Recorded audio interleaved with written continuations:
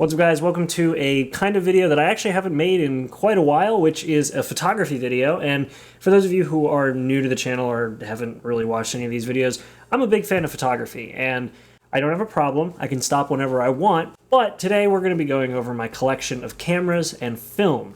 So let's get started. Hey, so you're about to sit through a really long video about me talking about a bunch of cameras, but I forgot to mention this in the video. If you see any cameras that you want me to do a video about, leave a comment down below because I've been thinking about doing a review for quite a few of these cameras. Even revisit it if you think that one of the cameras that I've already covered should be covered again.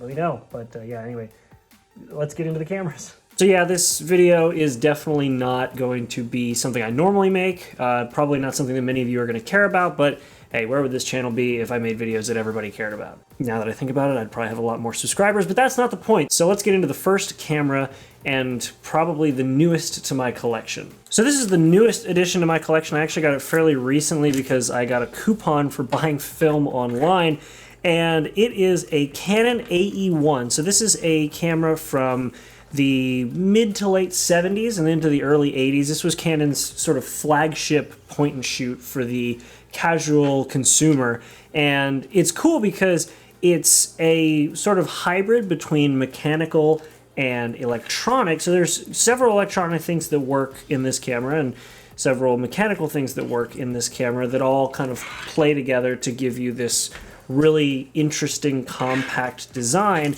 And compared to a lot of the fully mechanical SLR cameras that I shoot with, it's like the Terminator. There's actually like wiring and mechanics, and I found a video of a teardown of this thing, and it's horrifying how many wires are packed in underneath this little metal top. I've only been shooting with it for about 2 days now, but I have found a few things that I really do like about it. Number one, I can finally use these FD lenses that Canon made. This was their sort of common lens for the time, and a YouTuber that I follow nailed it when he described what FD stands for, which is frankly disappointing, because these lenses are not great, but I have a ton of them because of another camera in my collection that I'll get to in a little bit. It's an interesting shutter sound too, because it's like not mechanical, it's very clearly electronic, but I'm gonna waste a shot of film here to show you guys what I'm talking about. Say cheese. So yeah, it's not mechanical for the shutter, but that actually does become a bit of a pain in the butt too, because under this little flap here, you actually have to have a battery or it won't fire. And when I got it, it actually didn't come with the battery, so I couldn't take a picture, which kind of sucked. But it's a nice camera overall. It has a pretty decently wide ISO range of film.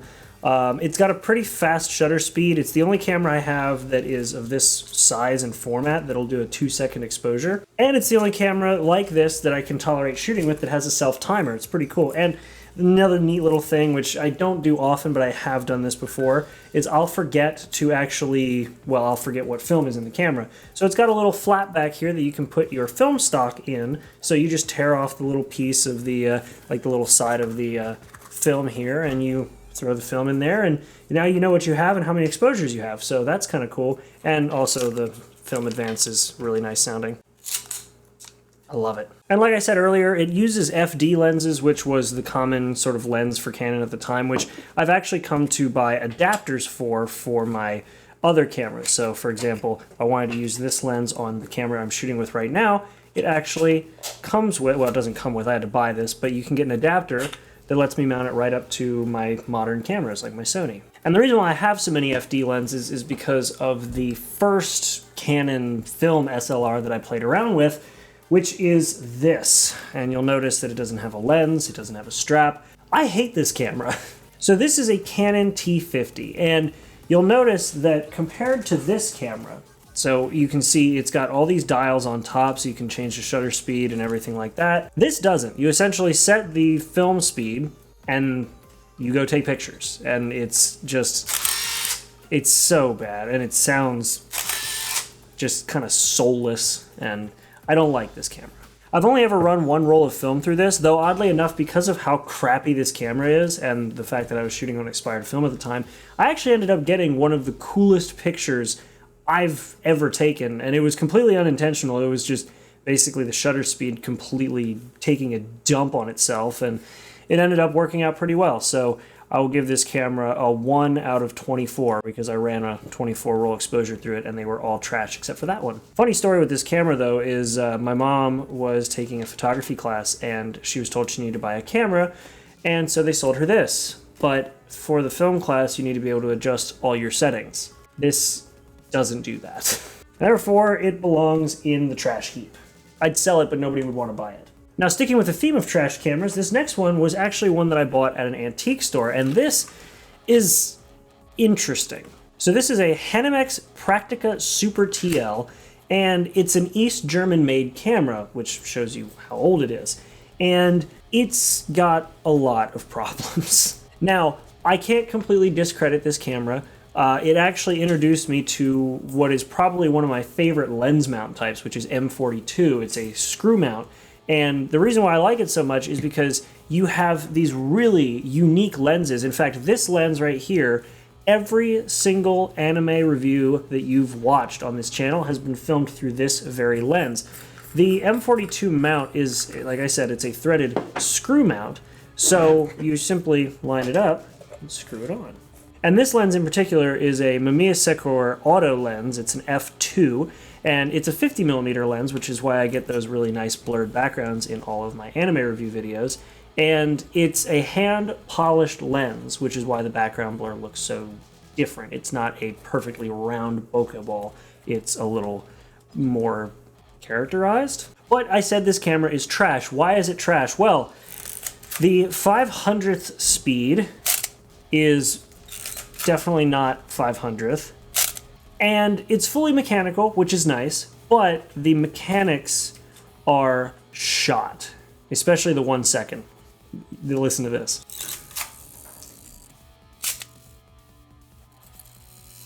There's this. God, this thing is trashed. I did manage to run 1 roll of film through it and got some pretty interesting shots. I'll put a couple of them on screen right now.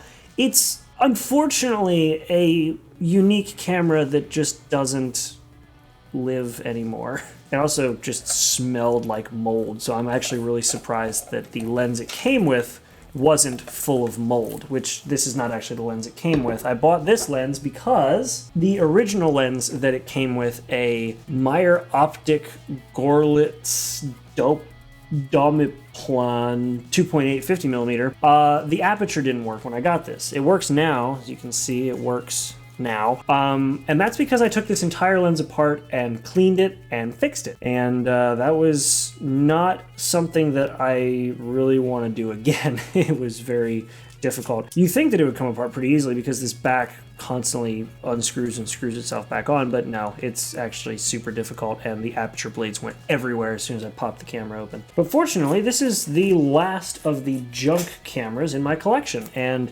really I just keep the lens and the body together most times because I use the other lens, and I'm never going to use this thing again, nor am I going to use the lens that I tore apart. Now, moving on to a newer camera in my collection, not new as in like new to the collection, but physically newer. This is going to be the Canon EOS 630. Now, it looks just like any Canon DSLR from the modern day, and for all intents and purposes, it acts like it too. It has a program mode, a manual mode, a continuous shooting mode, and it even has autofocus, which is kind of nice, if I can get it to work. But yeah, it has all these benefits and features, and you've got even an indicator to tell you when the film is out, whether it's fully re-rolled, all these different things. It doesn't even have a winder. It auto rewinds the film, which is super nice. I've run a few rolls through this camera, and it's not bad by any stretch of the imagination. In fact, it's pretty solid. I did enjoy shooting with this camera, and I still do, but because of sort of the newness factor and the fact that I don't really like the bulkiness, I've basically relegated it to being the receptacle for all my expired film. And I also tend to use it when I want to see what really good Canon lenses look like mounted up and shooting through film. Oh yeah, I guess that is actually something I can talk about. So this uses the same Canon EF lens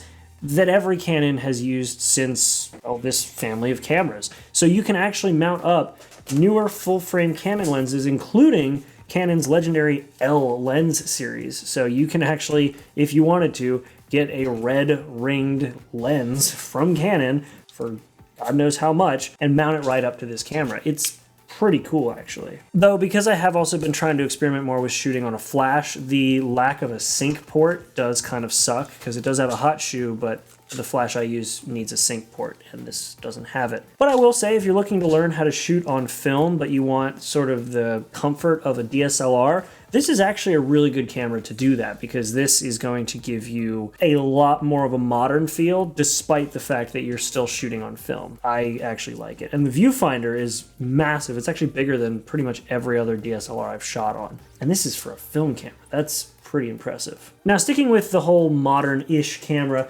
this one is not super modern in terms of look or feel, but it does have something that we take for granted with newer modern cameras, and it was actually this model of camera that introduced it, which is to have the sensors and the equipment required for autofocus being built directly into the body of the camera. So just for reference, cameras before this actually had the autofocus sensors and motors built into the front of the lens, and those were extremely expensive lenses, which meant that it was really for the high-end enthusiast or a sports photographer on like the cutting edge of technology.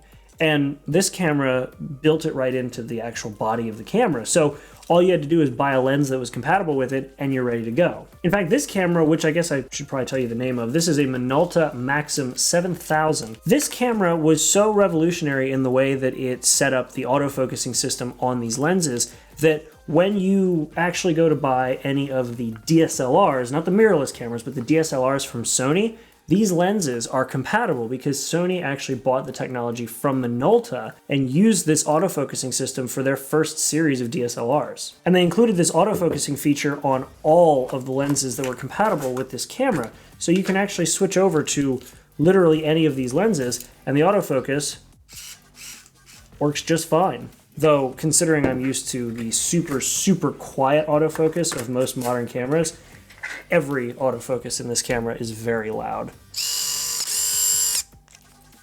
I did send one roll of film through this camera, which tends to be the theme with a lot of these cameras, where if I'm not sure whether I'm going to like it or not, I will run a roll of film through it, and if I like it, I'll stick with it. If I don't, I'll keep it for something else, like running some expired film through it, or if I'm feeling like challenging myself. And this camera sort of falls short, again, because of the same reason that the Canon did, which is it has no flash sync port. You have the hot shoe, but the only option you have is their stupid little digital port on the side, which you have to use their own flash for. And it was also a multi-purpose port. You can actually get a digital back for this thing, which costs like a fortune now. And the other thing that drives me nuts is none of the adjustments for aperture or shutter speed are dials, which is what I'm so used to with every camera. It's a set of buttons. So you've got these little arrow key buttons next to the lens near the prism, and then you have these buttons over by the shutter button, and the ones by the shutter button actually change depending on the button you press. So if you do the exposure compensation and then press the arrows, they're exposure compensation now. You press the ISO button, you can basically adjust the ISO, even though this does actually read the DX code on your film, which is a set of pins that tells the camera what your ISO is supposed to be. This can do that, so if you're adjusting ISO, you're either deliberately trying to over or underexpose, but whatever. You can change your mode, which it does have a continuous mode, which is pretty cool. I'll show you what that sounds like. Yeah, you'll notice when it pauses, it's like got a hunt for focus, and because it only has one focusing point, it does tend to hunt a lot. Either way, though, it's not a bad camera. It's definitely a more unique member of my collection, and I don't really spend a lot of time shooting with it. It's a nice camera, but it doesn't really have the benefits of a modern DSLR shooting film, and it doesn't have the rugged mechanical nature of a SLR that's just, well, mechanical. So it just sort of falls into this middle ground of me wanting to shoot with it more, but then remembering how much I hate this sort of cyber button futuristic feel, and I just put it back in my closet.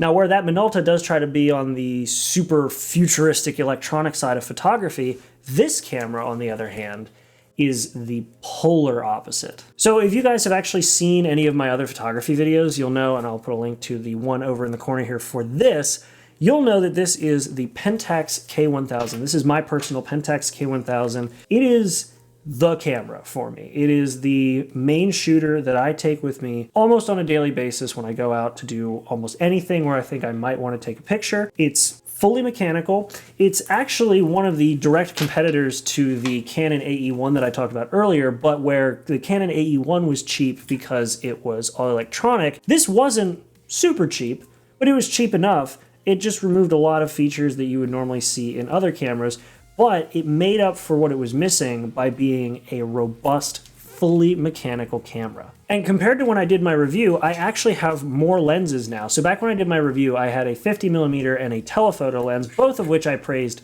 up and down. The 50mm is great, and the telephoto is still one of the sharpest telephoto lenses I've ever shot on, digital or otherwise. And now I have a 35mm, which is actually from SMC Ashita Optical Co. for Pentax, and the other one is a Vivitar 28mm, which you're actually looking at me through right now, through an adapter attached to my Sony, which is kind of neat. So overall, this is easily my favorite 35mm camera, period. It is one of those cameras that I can pick up and adjust all the settings with a blindfold on. I don't even have to look.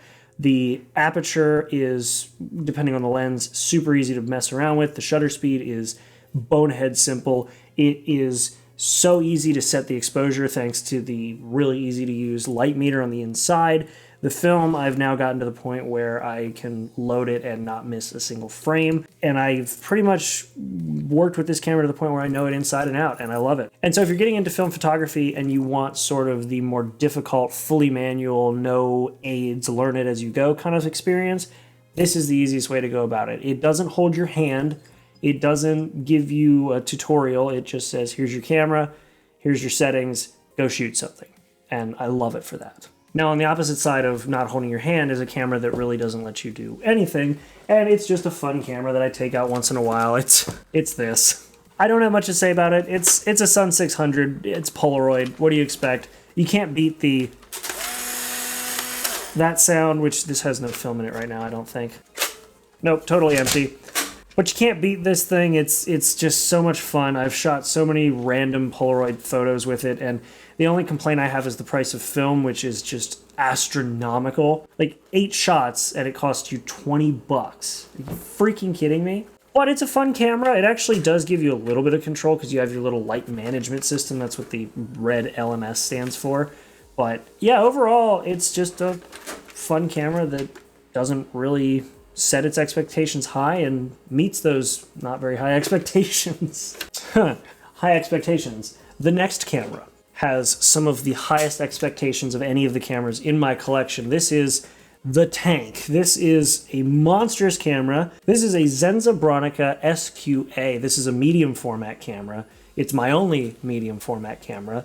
And it is responsible for not many, but several of the best, in my opinion, best photos that I've taken, period, including this really, really cool shot. And it's fully modular, which I like because if I'm shooting out and about, I have my little flip up top down. This is a waist level finder, so I can look through it and shoot. But if I go and want to do street photography and I want to be more portable, I can grab a viewfinder prism, slide this back, remove it, and go and attach this. And now I have a more traditional down the range prism. And I just realized that my lens cap was on. This thing has been through a lot. This is actually my dad's old wedding photography camera, so it's been used and well used. It actually has the standard 80mm lens on the front, and you can see how big of a piece of glass that is. Like, look how huge that thing is. And so this, well, I mean, that's the nature of a medium format camera, but everything on this thing is big, but everything on this is modular. Let me show you. So I already showed you that you can take the prism off. I can actually go in here and remove the sight glass, which this you really only need to remove if you are either cleaning it or if you're swapping it out for another film back type that requires a different type of sight glass. The next thing is the film back, or the cartridge, which I actually have 2 of these, each of which I tend to load up with different kinds of film when I go shooting, because I can just throw the dark slide in. So let me show you that. If I'm out and about shooting, I can take the dark slide, pop it in here so that the frame that I'm on doesn't get exposed to light, and then just go in and swap it out with a different film back with a different kind of film and pick up shooting right then and there. And then, of course, like I showed a minute ago, the lens comes off. There's your body. Let me show you here the That's it. Right there. This is your entire center body, and everything attaches to it super easily, super quickly. It's super modular. I love this camera.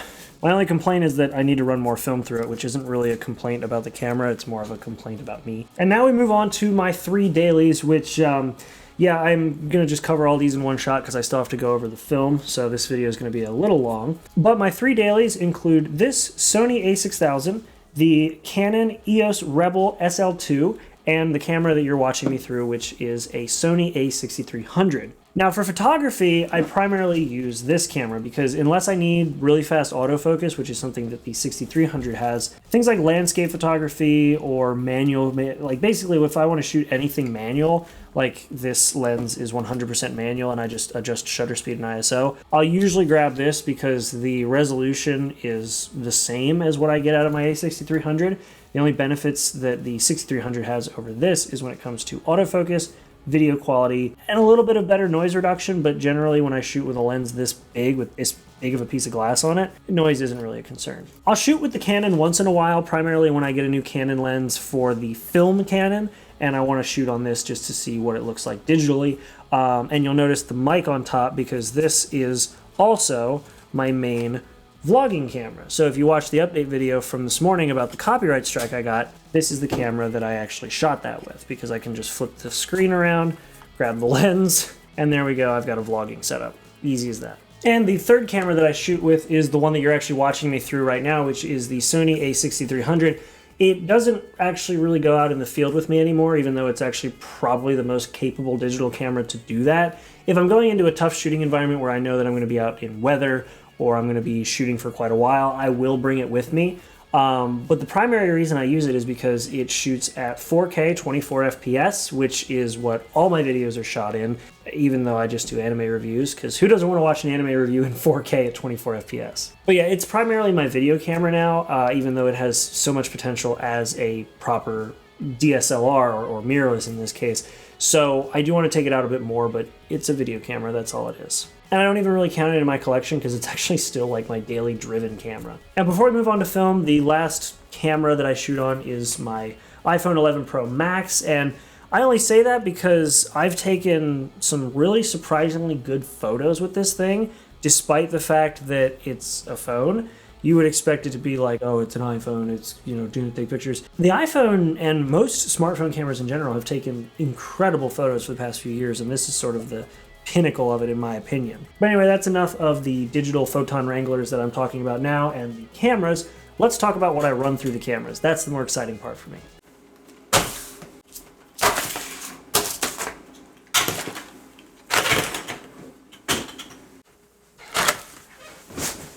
I got a lot of film. So as you probably guessed, considering that most of the cameras that I showed you were predominantly film cameras, I like shooting on film.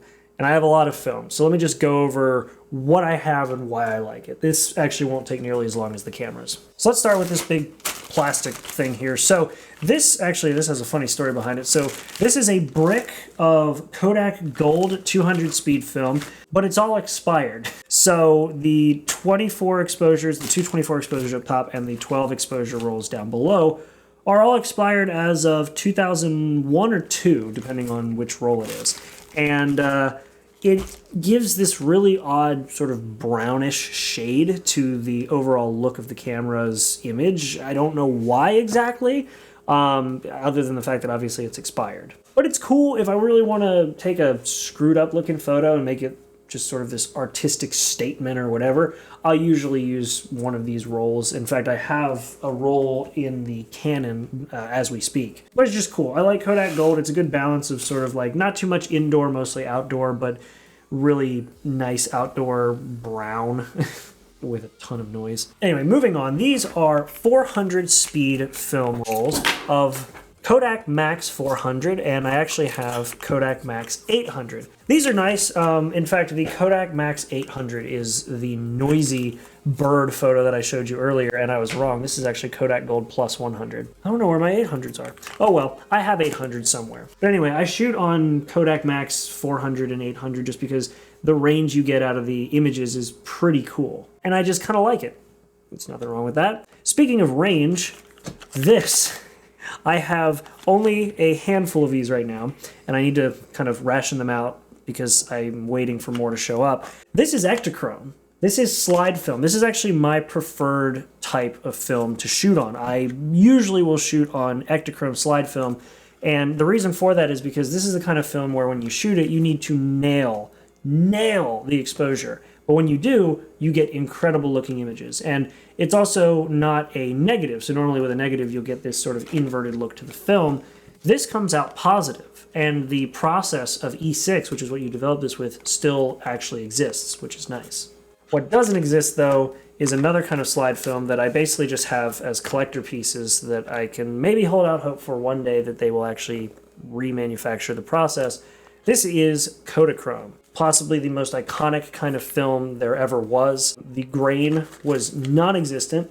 It was a full exposure slide. It was great, and Kodak killed it. So these are just here to fill space in my freezer. Now, I did recently pick up some more film. Actually, I just picked some up today. These are Ilford Black and White 400s, and actually, I also got Ilford Black and White 400 in the 120 format, the medium format for the Bronica, and I did that because I like shooting black and white. As you can tell by a couple of the other shots I did, I like black and white, and that works. It's fun with black and white when you actually go to shoot with it because you focus more on patterns and less so on color. You kind of have to figure out what's going to make the shot look more dynamic without the assistance of any sort of color. And I like that challenge. Now, the last bit of film that I have is actually, well, so both of them are Portra film. And the reason why I like Portra is because the speed is nice, the range of speed. So this is actually Portra 160. And the funny thing is when the lady went to sell this to me, she's like, well, 160 is kind of slow, like that doesn't let a lot of light in. This is what I shoot on primarily at 100. Now, the lower the number of the ISO, the less sensitive the film is. 100 is very low. In fact, the Kodachrome is 64, so that's, you know, a very long exposure. These are daylight film. And because that's all I shoot on, I was totally comfortable with that. But I like Portra for a couple different reasons. So I have 160 and I have 400. It's written on the front of the box and I still drew a blank. Anyway, so I have 400 and I actually really like shooting on both of these because Portra 400 or Portra 160, whatever you shoot on, it's all sort of made with skin tones in mind. And the benefit to that is, well, as the name implies, portraits. Portra 400, portraits, Portra 160, portraits. And so while the apocalypse is upon us, I've been sort of going out and shooting a lot of film, and I need to go get it developed, and my lab is sort of closed. They still do development, but it's been a bit of a pain in the butt. But either way, that's sort of my whole collection of cameras and film, and I've been trying to do more photography on Instagram, so if you guys want to check that out, you can head over there and check out my, I don't know why I pointed over there, it's not a card. I'll put the Instagram link there. So go check me out on Instagram. I do a lot of photos, a lot of film photography, so hopefully you guys enjoy that. And otherwise, I hope you guys enjoyed this video. Make sure to like and subscribe. I know it's longer than usual, but when I start talking about film, I don't stop for a long time. So hopefully you guys enjoyed it. Make sure to like and subscribe. Check out the links in the description. Let me know, were there any cameras in there that sort of caught your attention? Because I know I went over a ton of cameras, so hopefully you guys sort of found one or saw one you liked, or maybe just thought that this was an interesting video. I certainly did. So I hope you guys enjoyed. Either way, I'll see you all in the next video. Make sure to stay healthy and safe out there. Have a good one. Hey, if y'all want to know a little secret, these videos don't really make me squat. And if I want to make this YouTube thing a career, I got to make more than squat. And I'm not making squat at all right now. So, hey, if you guys want to support me actively, you can go on to the Teesprings link down in the description and buy a shirt. I've been pushing this so hard and it doesn't go very far, but it's worth it. Check out the really cool designs. I got some more stuff coming, including some mask designs I'm working on with the plague upon us. So yeah, go check it out. And bye.